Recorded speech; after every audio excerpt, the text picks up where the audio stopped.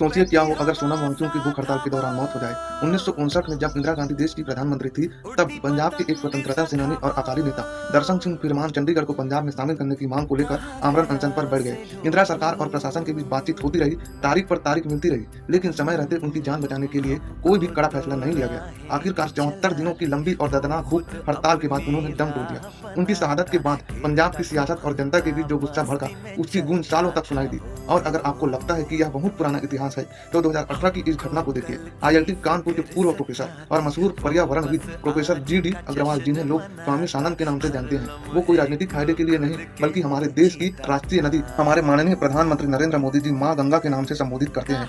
उस गंगा नदी को प्रदूषण मुक्त करने और वहां बन रहे अवैध हाइड्रोलिक प्रोजेक्ट को रोकने के लिए गंगा एक्ट की मांग को लेकर हरिद्वार में अनशन पर बैठे।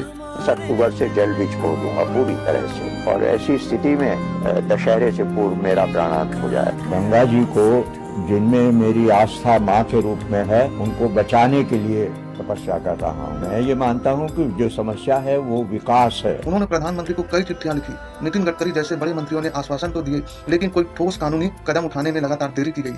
111 दिनों की लगातार भूखे रहने के बाद ऋषिकेश एम्स में उनका निधन हो गया। मौत के बाद कई मंत्रियों ने ट्विटर पर दुख जताया, लेकिन सवाल वही है कि जीते जी उनकी मांग क्यों नहीं सुनी गई। इतिहास के ये 3 पन्ने 1952, 1959 और 2018 यह साफ साफ दिखाते हैं कि जब जब सरकारों ने अपने अहंकार और लापरवाही में आकर इन अनशनकारियों को नजरअंदाज किया है, तब तब देश ने अपने अनमोल रतन खो दिए हैं। आज सोनम वांगचुक वाले मामले में भी सरकार वही गलती दोहराते दिख रही है।